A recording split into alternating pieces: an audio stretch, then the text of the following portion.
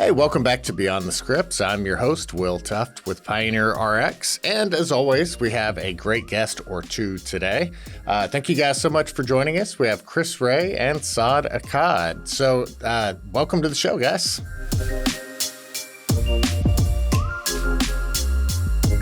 So for anybody watching this, Kris Rhea may be a familiar name. They may be thinking, hey, that's my old McKesson guy, or that's the BioLite guy. But today you're here wearing yet a third hat as the pharmacy marketplace guy. So thanks for joining us.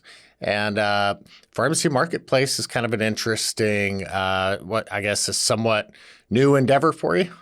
Yeah, definitely. Well, this is something that actually myself and some colleagues have been working on for about 7-8 years. Just saw a problem with all the complexity of purchasing in community pharmacy, and it's taken a while to get to the technology advancement that we're at now. And now we're really have some momentum, and we're wanting to tell the pharmacists about it.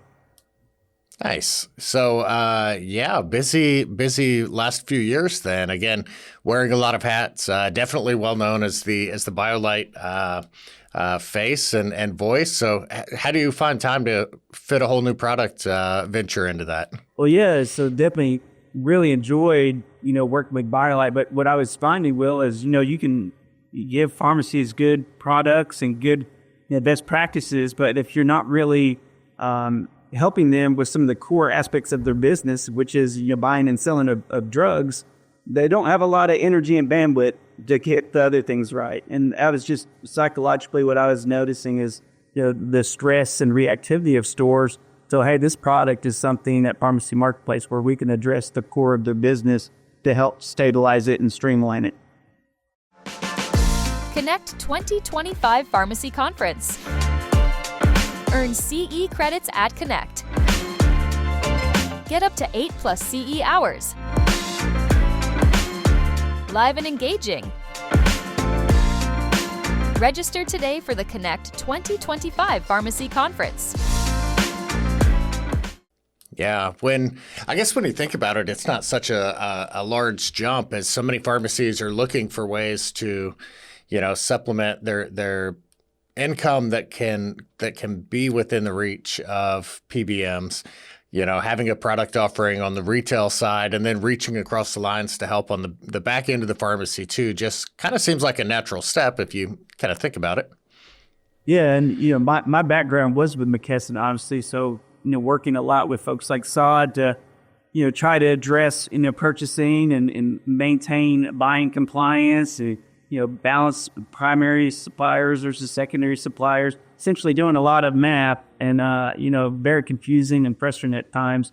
So this was just, a natural solution, this platform where, folks in my position at McKesson and all the wholesalers and buying groups can have an easier conversation with pharmacies and really help them maximize their gross profit. Nice.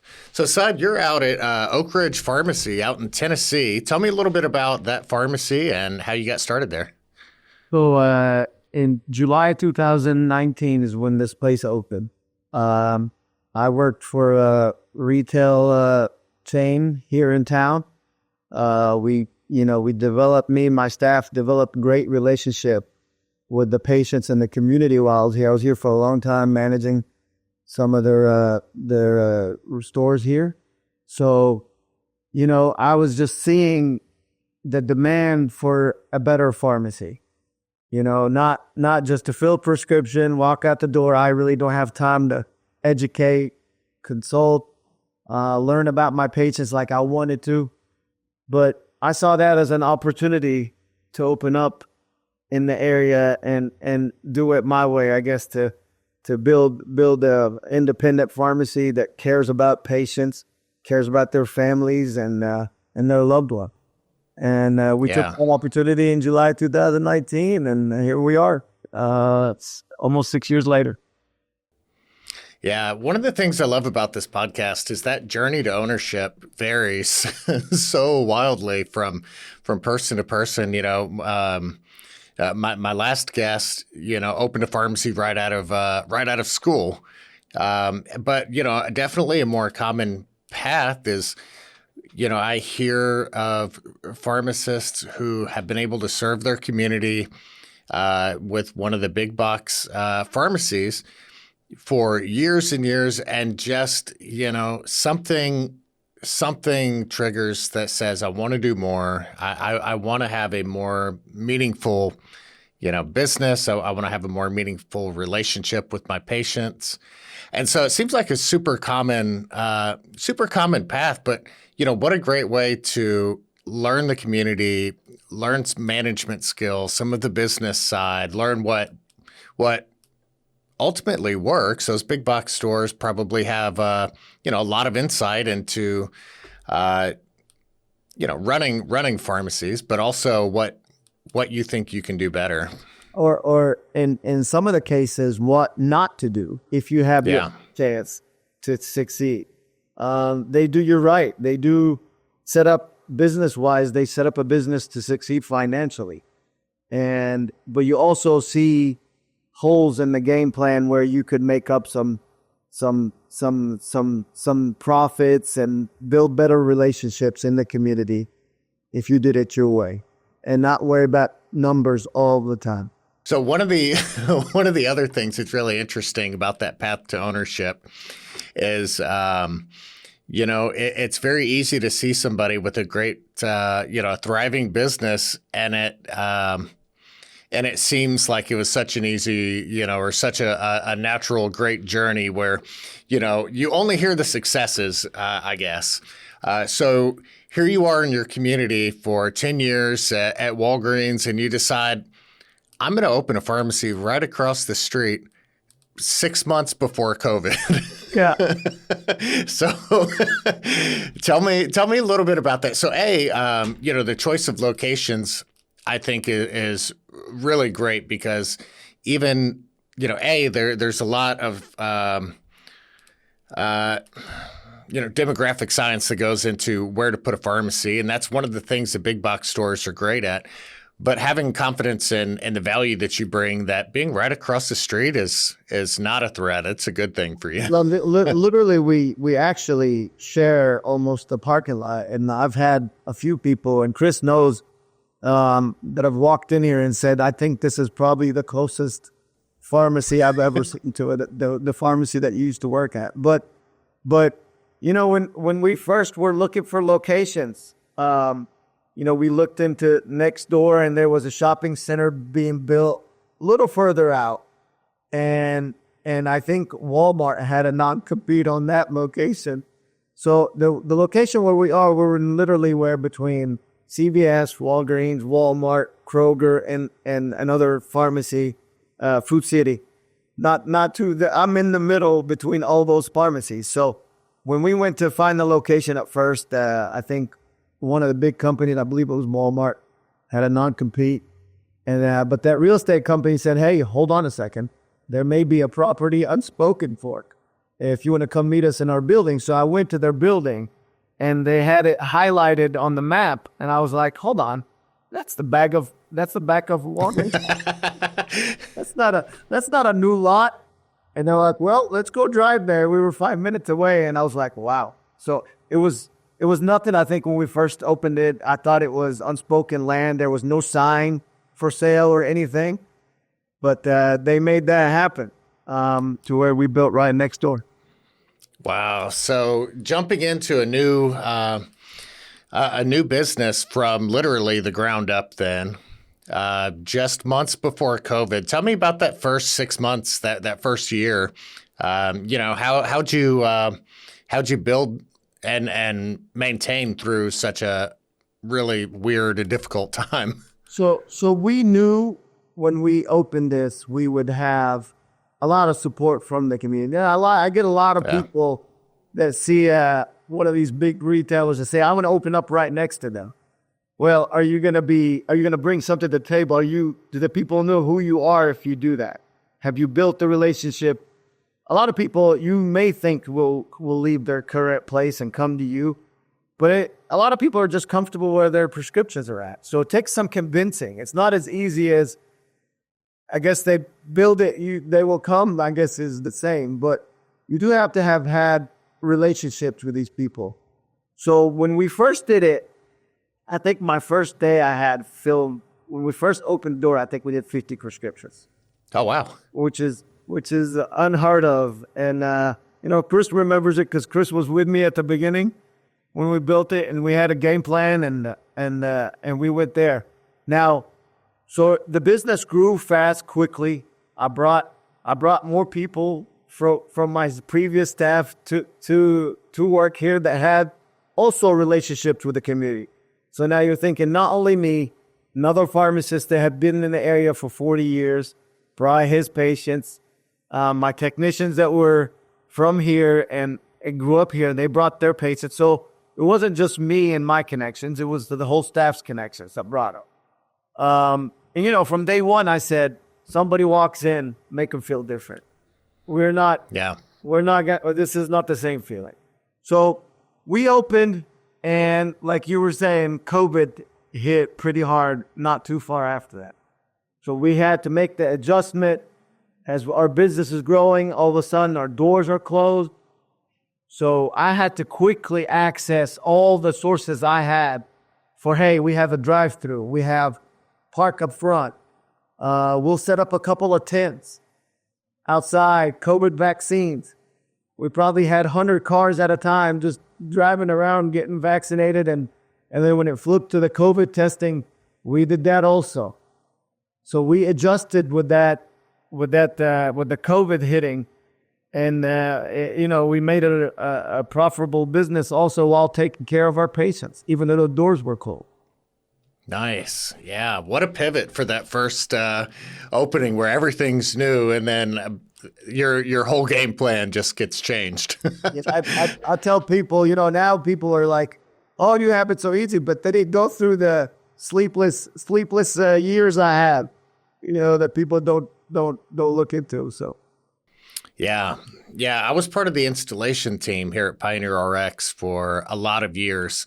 And I got to go to a lot of new stores that were opening from the ground up. And there's it's a neat journey to be there and be able to experience that with the business owner and the excitement and the anticipation. And when that first customer walks in the door, it is exciting. It was neat to be able to be part of that.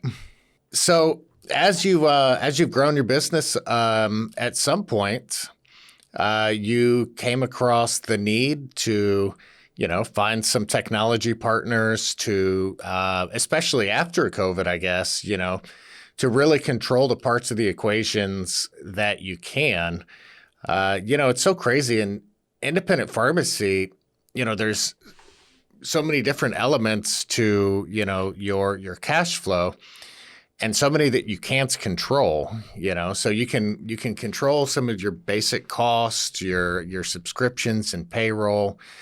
You can focus on marketing and prescriber relationships and on drug acquisition. And then after there's not a whole lot you can do. So many of the pricing elements are just out of your hands. So it's so important to be able to control what you can on the front end. So I guess that's where you came to meet Pharmacy Marketplace.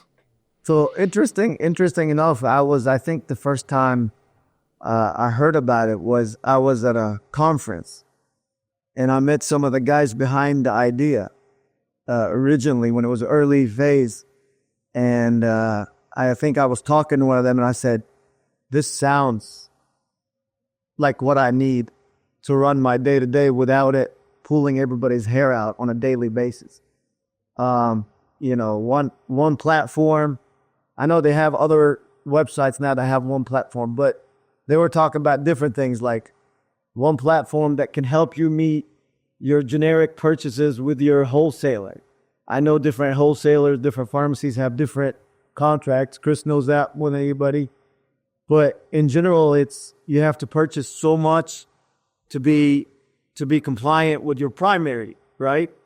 So it come months where we would miss it by a little bit, and that little bit would cost us the whole month of rebates and opportunities.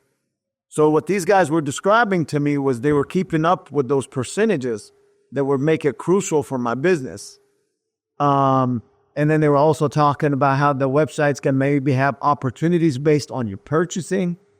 They'll have access to kind of see what your pharmacy moves, because I'm sure me and the pharmacy an hour away, we move different items. We have different products. So this was more centralized towards me, where I can meet my rebates, where also I think they were telling me about an opportunity, and it's happening now, where I could just go in there and have an opportunity to purchase things that I could save money on and not count against my wholesalers' rebates and so forth, and take advantage of some awesome sales. So, and you know, I have somebody consulting me every month, almost on Pharmacy Marketplace, saying, hey, you know, we got to watch this. You got to do this. We can help you assist with this and so forth. So, you know, I want to say, since I've joined Pharmacy Marketplace now, I'm almost 100% certain I haven't missed my rebate. And the unfortunate news about people that do miss that compliance rebate is, once you're in it, it's hard to get out of it. You'll miss a month, 2 months, 3 months, then you're talking about thousands and thousands of dollars, right, Kris? So that was key for me. And then when it turned into reality, I was like, oh my God. And they were open book for me, hey, what can we improve? And I could see it only improving, and I'm, you know, because I think they're just going to have more add-on. Right now, it's the only thing I use to outside purchase. But it's going to be definitely everybody's pharmacy go-to when they add some of the things that's happening, coming up too. Yeah.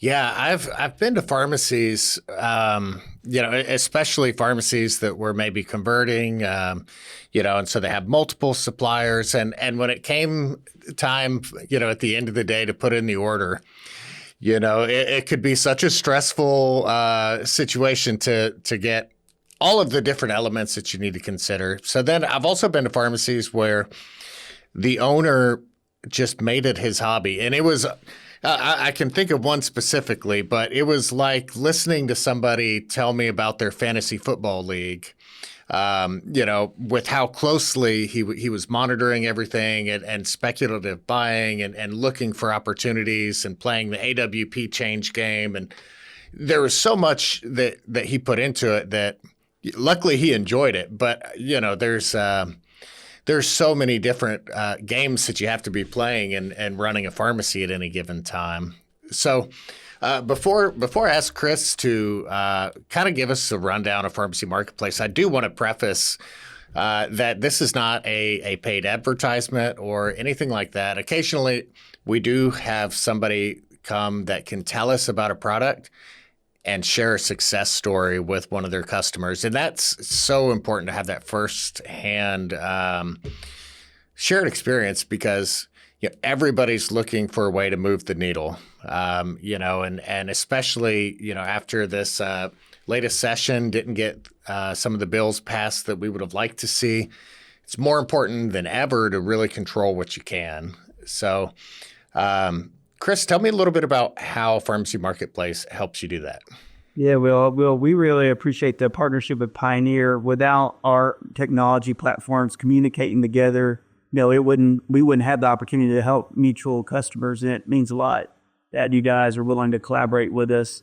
So what happens is, you know, EDI feeds from Pioneer and the drug wholesalers come into Pharmacy Marketplace, so the price files, and we use our AI, our algorithm Athena, to essentially digest all the analytics of the pricing with some secondary options. And we show the stores, okay, here is where this all lays out for you and your buying agreement with your primary wholesaler. So basically it's giving the store a speedometer to really gauge their speed levels of their secondary purchasing. The Saad's not having to do that napkin math that you said that owner's hobby was, right? There's so much, you know, frustration and the complexity that goes into some of the human error of the napkin math, I call it. And this is using technology to really do the analytics for you and show you the guardrails to protect you from, you know, shopping too far out where you're now shooting yourself in the foot. So it's a data analytics tool that's really just optimizing your purchasing, and it's really protecting the relationship you have with all your suppliers. As a former, representative of a supplier, just these relationships have become somewhat contentious, and the frustration at pharmacies with gross profit erosion has been just, astronomical. So, this is giving the pharmacies the tool to really, their staff and them make better decisions so everybody can live in a little bit more cohesive environment. Yeah, I mean, you definitely want to watch your bottom line. If you're doing it yourself at the pharmacy, you're shopping, you're trying to save cents, and next thing you know, you've ended up costing yourself dollars because you've jumped ship too many times. So a lot of different things to keep an eye on there. So is Pharmacy Marketplace more geared towards focusing solely on making sure that you're not missing your rebates, or is there other kind of inventory optimization that goes into that, package sizes and things like that? Yes. Well, so all the above. But essentially what we're doing is we're looking at that store's specific dispensing data, and we're showing them, hey, Saad, these are the items that, based on your history, you need to order from our secondary suppliers to really maximize that outside saving. However, we want to make sure that, like you said, you're not stepping over, costing yourself dollars by saving cents, right? So really, we found a way to add value to each stakeholder in the drug supply chain.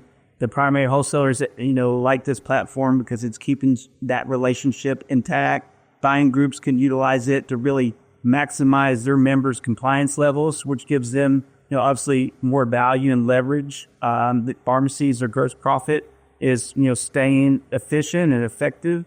And then our secondary suppliers that work with us, because we limit it to just a handful of really the top NABP accredited suppliers, you're not competing with 50 others and convoluting the process. So they have less operational costs, less telemarketing, bothering stores and workflow. So essentially, all boats rise with the use of this technology. And, our goal is to partner with anybody that's willing to work with us and remain number cruncher agnostic participants in the market, just to help everybody that needs it. To add, Will, to Chris's point, you guys mentioned it, so I have to add it on now. It's kind of eliminated all the phone calls we were getting from all the different wholesalers, right? So I made it a rule, said, hey, we no longer take phone calls, because it was really call the pharmacy, answer. That's a customer that's not being helped. That's an opportunity we're not taking advantage of. And it eliminates all the phone calls you're getting on a daily basis of people telling you what's for sale. And when you eliminate that, you gain time. You gain time, and then it helps the owner focus for, hey, maybe I can grow my long-term care business.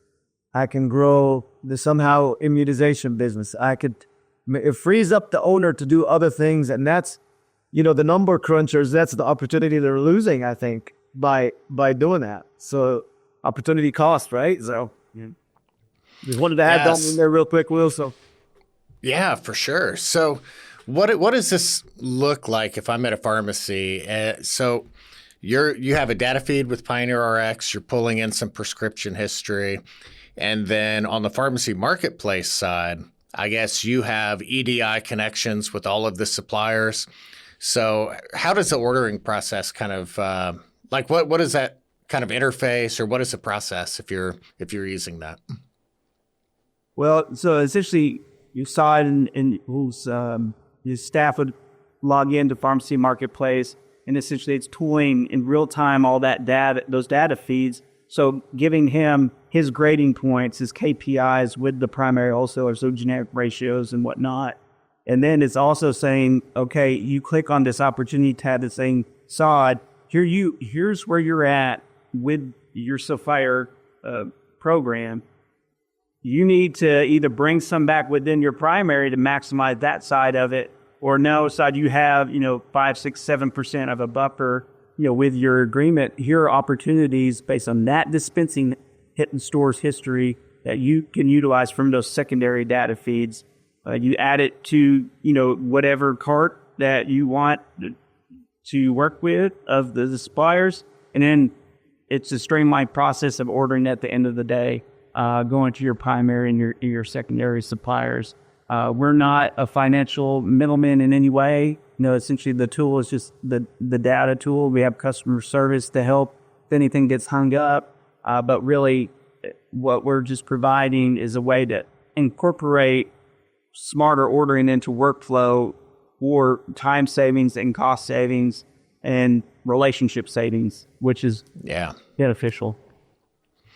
Yeah. So you mentioned the AI element, and I know that's such a hot topic right now to, just mention AI anywhere. How does the AI actually work? To help find those, is it helping with stocking levels? Is it helping your reorder points? Is it helping with, what kind of supply you should have on the shelf at any given time? And is that smart enough to kind of fluctuate with like, MedSync or facility cycles, those high usage dates? Yeah, sir. We are working on, incorporating it into the MedSync appointments and being more customized around the inventory levels. Right now, what it is doing is it's applying the net-to-net pricing of those secondaries with the primary, and it's taking your month's distancing essentially and saying, hey, Saad, this is what you're using on a monthly basis based on your purchasing data. These are the 10 items that you probably need to look elsewhere. But hey, watch out, alerts. Now you're sticking your hand in the cookie jar too much and you're going to cause yourself pain. Yeah, for sure. So, why do you think it's helpful for most community pharmacies to look for efficiencies like this? Yeah, so I was mentioning just the calls and the manual aspect of this in the past. It's really, when you have so much stress on workflow now, you just can't afford to lose time, and you can't afford to make mistakes. There's a lot of human error element in the manual way, right? You have great employees and they think that they're saving you money. They look at a claim, they see a negative, they see red in Pioneer. So they're like, hey, there has to be something I can, somewhere I can purchase this item. And they go one too many times to the cookie jar, think they're saving me $50, so it's just cost you $4,000. So essentially, we want to everybody has good intention to help their community and, keep a sustainable business. So using your data, is a no-brainer to me. This is a way to make your data digestible, to make a good decision at any given time.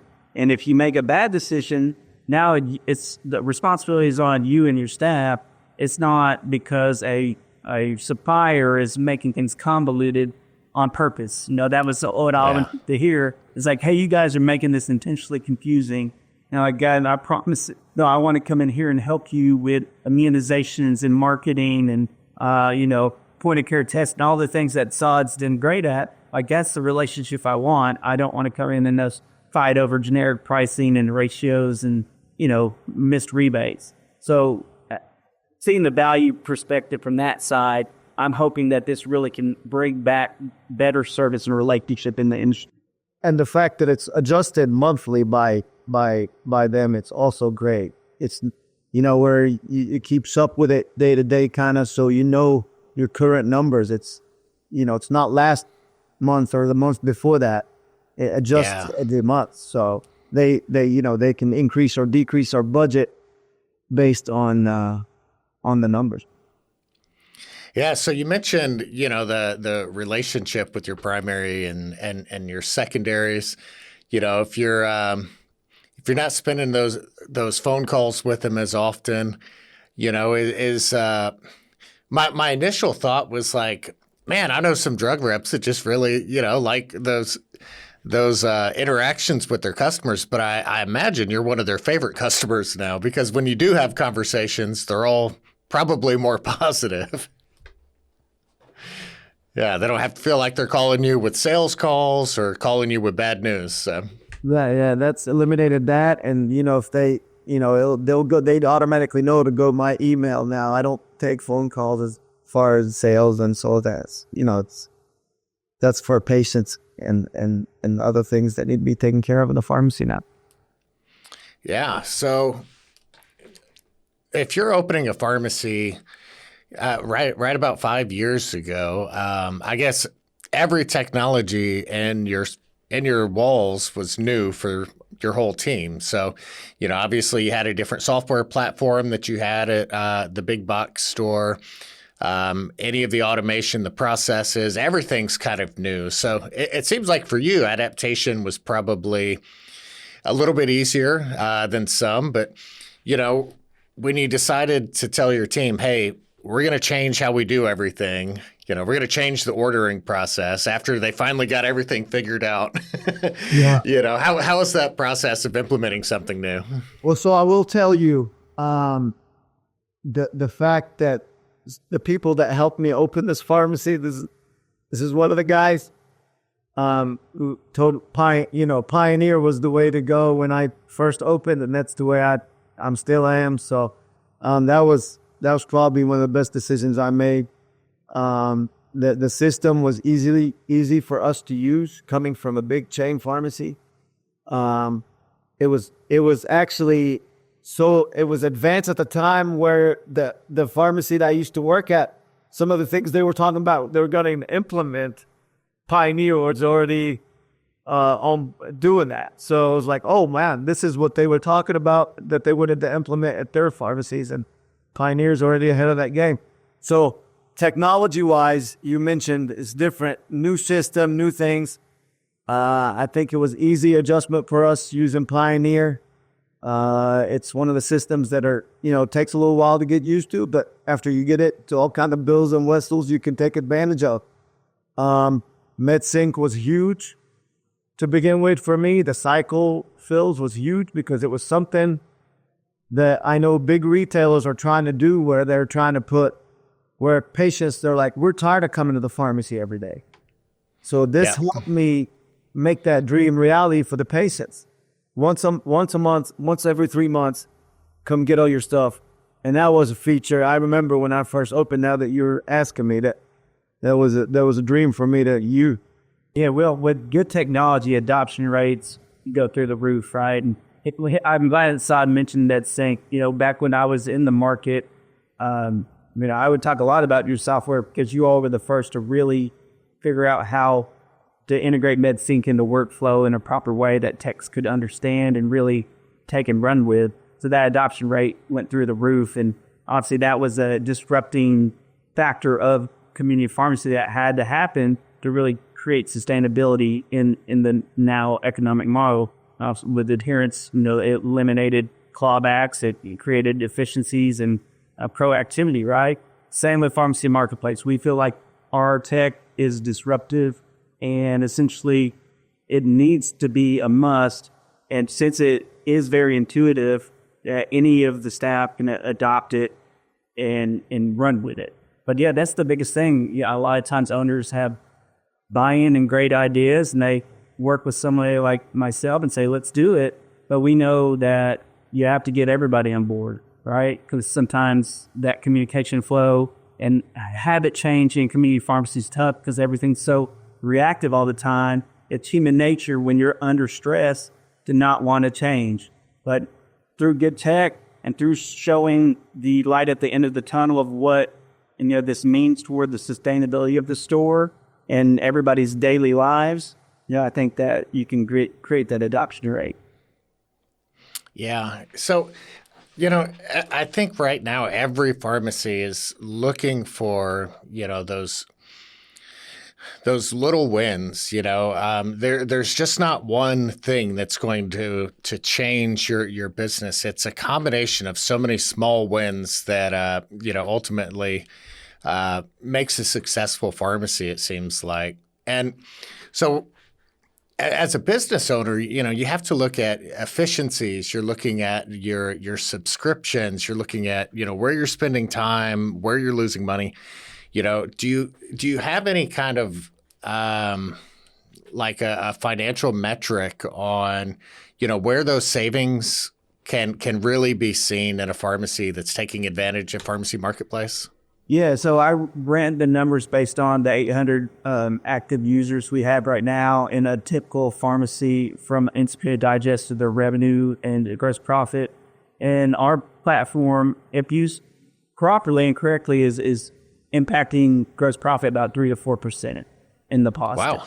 Yeah, so essentially where you're seeing that is, on finding the right opportunities at the right time from the secondary market. So not, guessing and just ordering a fast mover to essentially meet a minimum order from a secondary supplier. So taking that human element out and error out of it, but also the rebate protection. If you miss 1 or 2 months of those in the stores that we've been working with, that's about, on average, is about twice a year, missing some of that optimization, then that really adds up as well. So that's essentially what we're trying to do, is just really maintain the store's, optimization of their purchasing.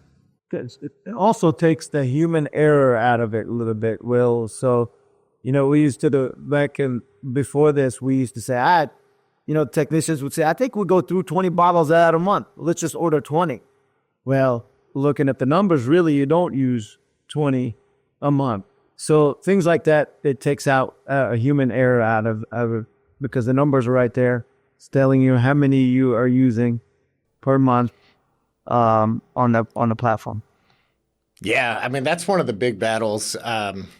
When you see a pharmacy that's converting their software, which is when I'm usually in the walls, but you see that ordering is such a bear, because you'll have half of your items set up on equivalent ordering, and then you have some NDCs standing alone, and then you end up with 2 different NDCs coming in for equivalents the next day. It's a lot just to keep up with. So I'd be curious to know if you could, at some point be able to quantify the time spent, and the savings there.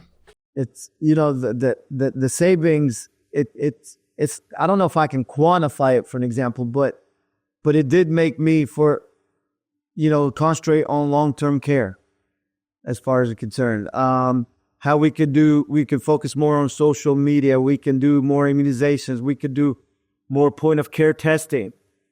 It frees you up mentally to do more things that could be profitable to the bottom line. And one of the things that's helped this pharmacy manage its inventory and other things too is, we had perpetual inventory locked in, and then the data of when to reorder automatic. We had a company that's also known here that helped me set up those numbers not too long ago. That's really helped also. So outside of just keeping your rebates and keeping drugs coming in as you need them, what other benefits are you seeing? I know right now another probably as hot as the AI is DSCSA. Do you have any tools that kind of help reach into that genre that everybody's just kind of saying, I'll deal with that later?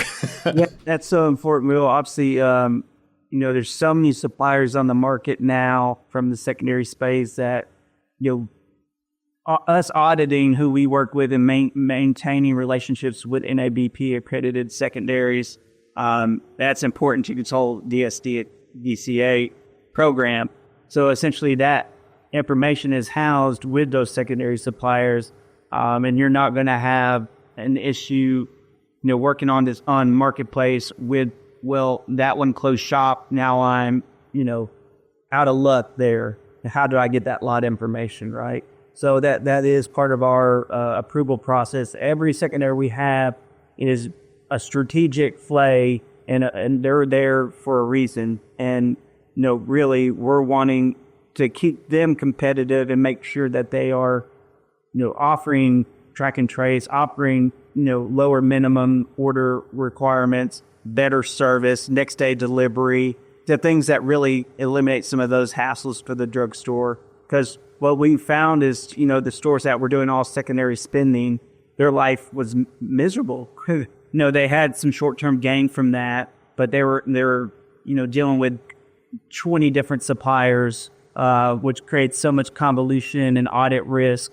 And ultimately, their primaries were having to come back and decrease their brand cost of goods and, cut control thresholds. So when you're a traditional retail pharmacy, it just makes sense for you to protect that primary relationship, if it's through a buying group or whatever, protect that relationship and then use the secondaries, the spot check.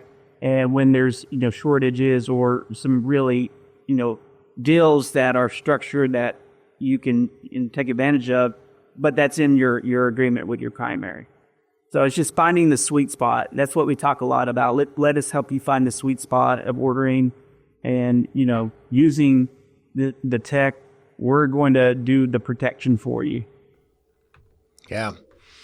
So what does that look like, Saad, at the pharmacy? Do you have have you kind of made one of your team members a champion of that process? Is it something that you handle specifically, or is it something that 10 minutes before everyone's ready to close, they say, oh, shoot, has anyone sent the order? No. What's that process? That's a good question. And I run the pharmacy where I would like all of my technicians to know how to do everything. Because you never know, what if that person's out? What if that person's not able to make it? So we have the closing person every night look at the order that it generates through Pioneer, match it with Marketplace, and whoever's on the order goes on the side computer and orders it. At first it was, Saad, what do I do here? What do I do here? Now they're on auto run, baby, and they're doing it by themselves. So it's, they know more than I do about the ordering process now. So I ask them questions. Nice. But they're all trained. The closing tech orders every night and adds on as needed. They do it probably late afternoon, early evening, and they add on throughout the night as things are needed. But it's pretty smooth process compared to what it was and what it used to be. And the cool thing is now Saad is, he's truly the face with the community.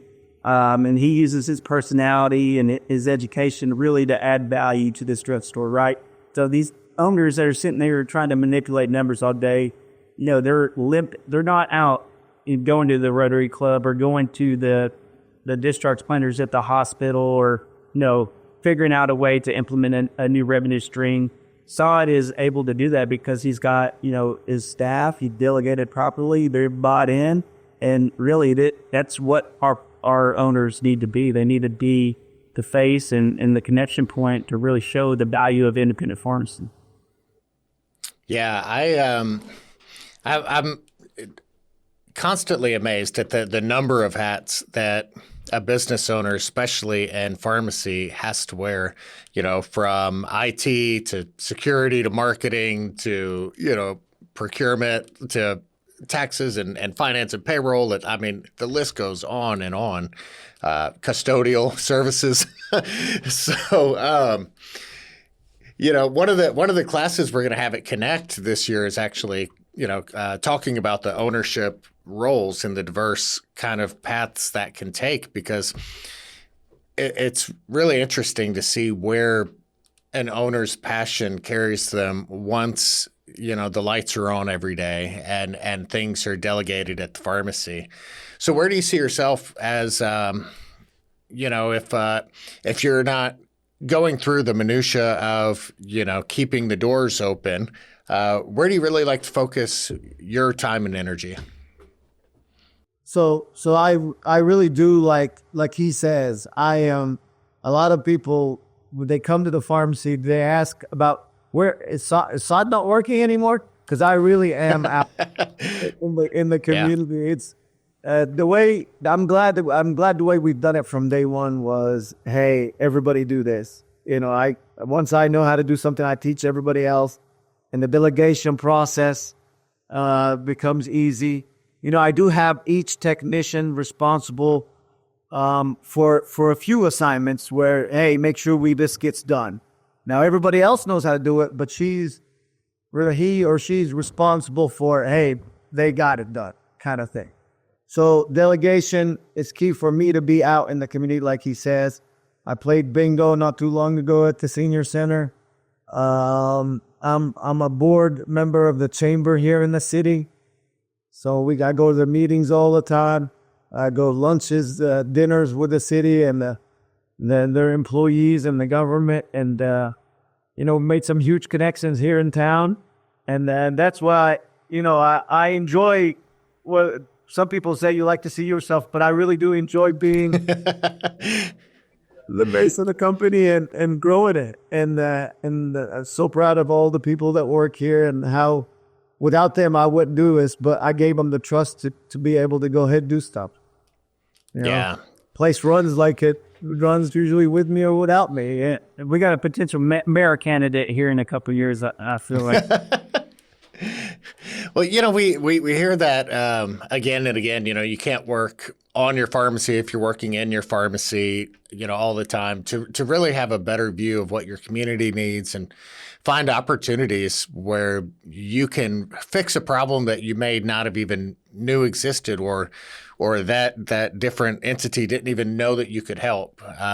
You have to be out there. You have to be interacting and really be part of your community to know how to best serve it. So I love to hear that. So what do you think's coming down the road for you? What's new? Are you planning on a new technology purchase or another location or another delivery vehicle? What does 2025 hold for you? It's so funny. I'm not sure yet, but I was telling Kris Rhea in the last couple of days, I've had a couple of opportunities to where people want to build new pharmacies in certain, whether it's through my connections, like we talked about with the cities and me being the chamber board member. And so I've met different contractors. I've met different things. And people were asking me that they're building buildings and they want pharmacies to go in those structures because they're going to be medical offices there. There are going to be things. We're going to concentrate on keep growing this business, of course.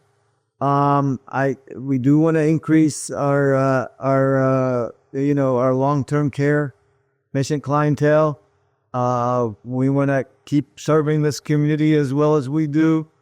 But there may be some opportunities. It's funny you asked that because we were talking about that earlier today. So yeah, well, we were having that conversation like, hey, at what point do you feel as an owner to branch out to multiple locations or, stay and really make sure that one location is to a T what you want it to be? And obviously everybody's going to make that decision for themselves and when they feel comfortable and if they had the mentality of being able to delegate and not be at a different location or going to multiple locations or finding a pharmacy that they could implement some of their strategy and add immediate value if they bought it. So that Saad is obviously taking that into consideration. There would be a better person if you wanted to branch out, but we all got to make that decision.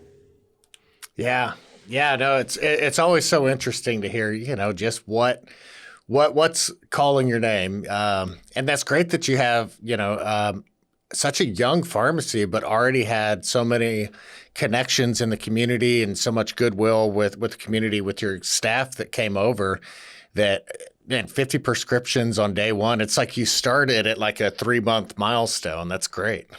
We did. We really did. And that showed you kind of people that have working for me, right? People trusted us from day one.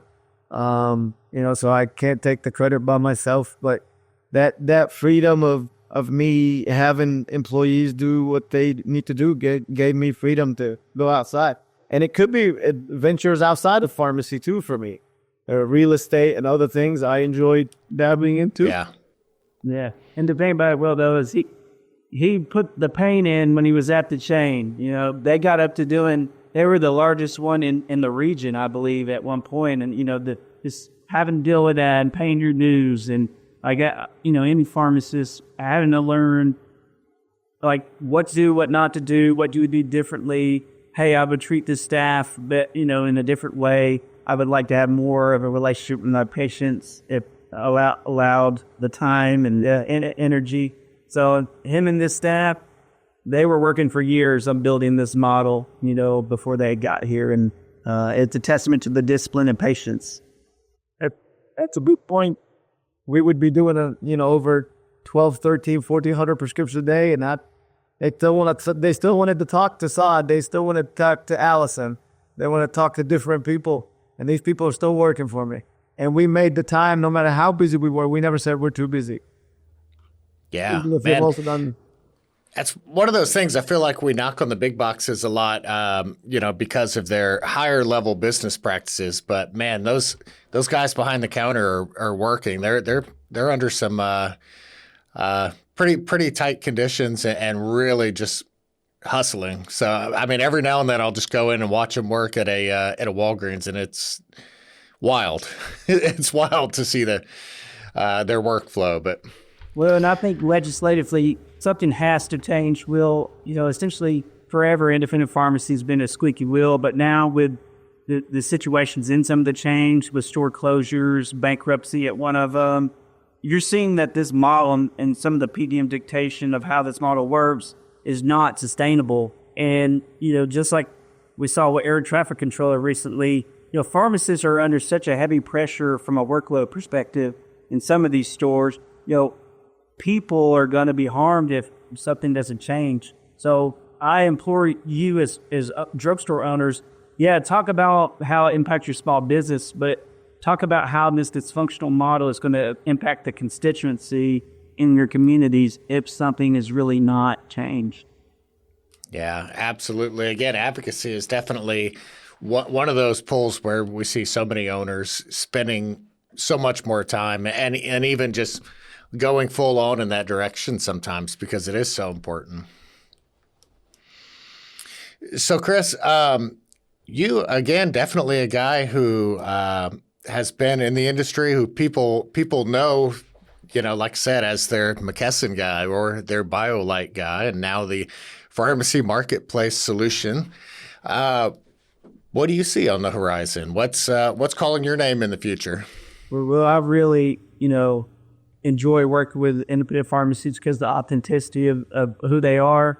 And, I just know if I take care of them that, I'll be taken care of. And relationships like I have with Saad, it means the world to me because, a job or a business is one thing. But really when it comes down to it, I love relationships. And I love to see how drugstores take care of the communities.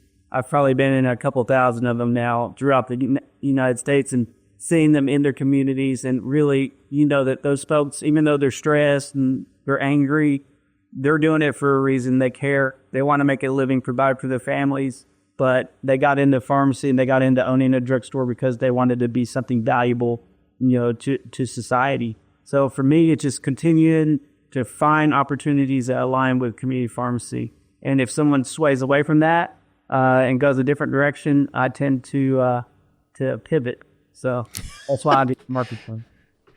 Yeah, I recently went back and listened to the old Catalyst episode where you joined Jeff Key and Marsha Bivens, and they kind of dove more into that kind of organic journey from all of those different places, and I think that's a notable designation that it's been an organic journey of serving the independent pharmacies around you. So really cool story if anybody wants to go back and kind of listen and hear about your pets as well.